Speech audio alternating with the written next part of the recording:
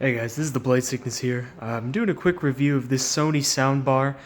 This is the Sony HT-CT290 soundbar. I got it on an open box deal from Best Buy, so I got it for a pretty good price here. And I've just been kind of messing around with it. Been messing around with a couple of days with all the features and stuff. And I just wanted to point out some of the things that I have found with this subwoofer and the soundbar as well. First of all, if you're using it for mainly music listening, I found that it really lacks in the mid-range.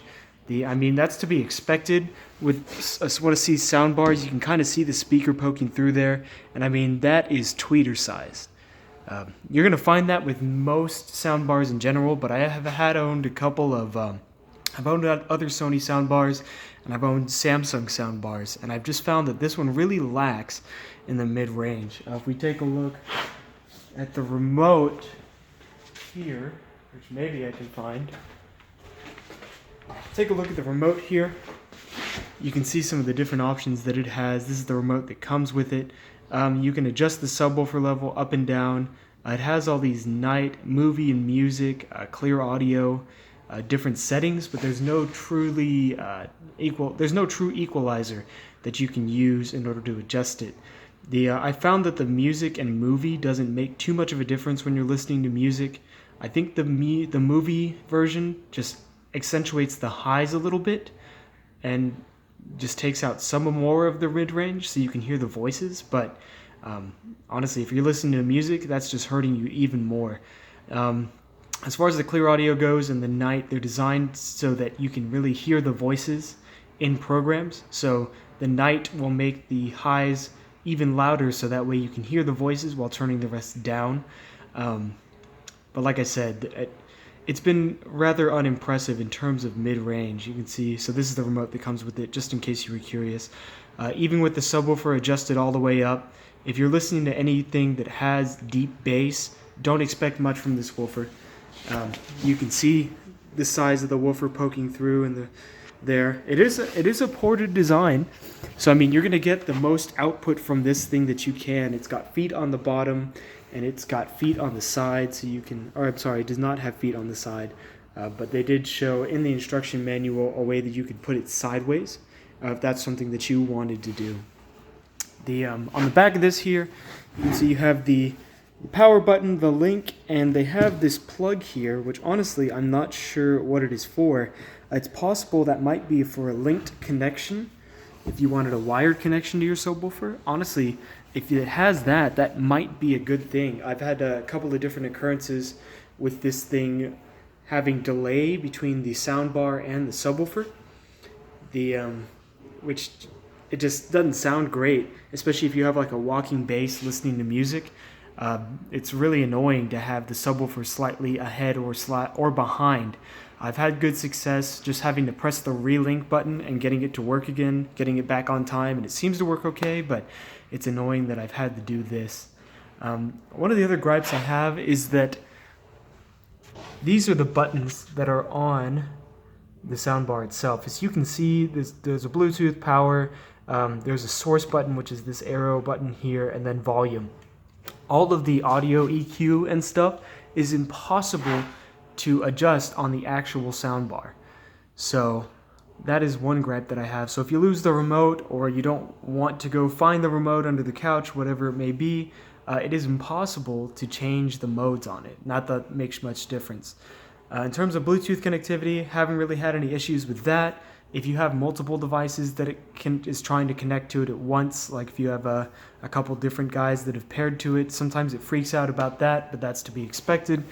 The other weird thing to me, did a good job on the design in terms of having cutouts for this wires and everything like that. This is the underside of it. You can look at the inputs here. Hopefully we can see.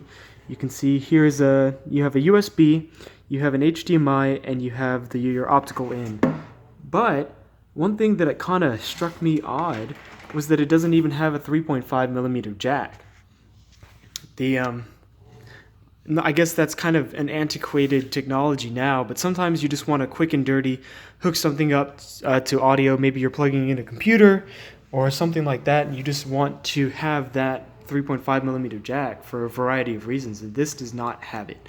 The Samsung I have, which is similar size and everything specs, even similar price, has the 3.5 millimeter jack.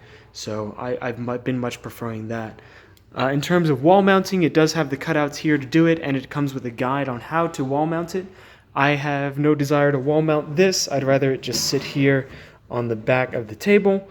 But so I wouldn't be the best one for recommendations on that. In terms of looks, I mean, it looks good. It's black, has the mesh grille. You can see the Sony emblem here. Display is nothing crazy, but nothing. It doesn't need to be. You know, it just displays what it does. So overall, not a bad soundbar for the money. The one thing I will say is that it really does lack in the mid-range, where other soundbars that I've had have been better performers. If you're listening to super bassy stuff, of course this subwoofer isn't going to do it.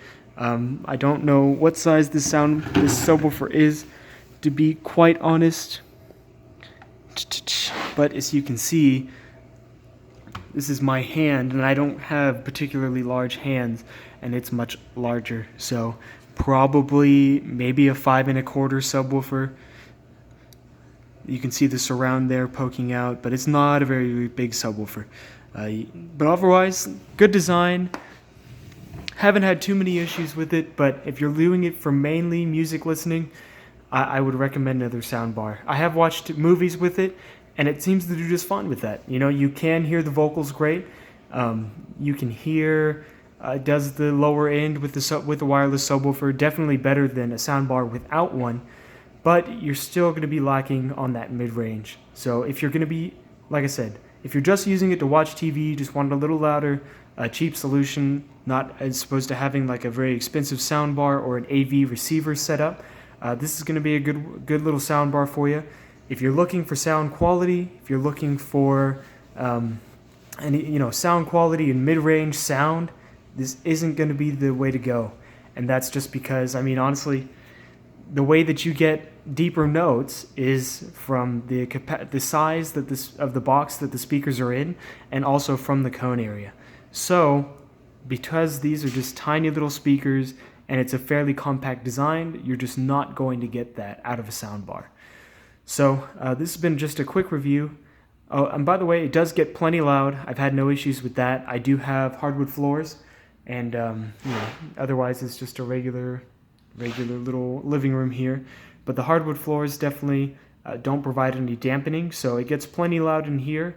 If you had carpet, maybe you would have a little bit quieter just because it was absorbs some of that sound. But loudness has not been an issue. The highs are nice and piercing on it, but the mid-range and lower notes is where it does lag. So again, if you're looking for if you're going to be majority listening to music and things like that, I would probably go with a different setup, especially if you're looking for lower notes and or mid-range sound quality. If you're just listening to TV, to movies, I think this would be a great little soundbar. So take it with a grain of salt. Definitely check out all your options. I just wanted to provide a little review since I had this thing on hand and have been messing with it. If you guys have any questions, post them down in the comments below, and have a great day. Thanks.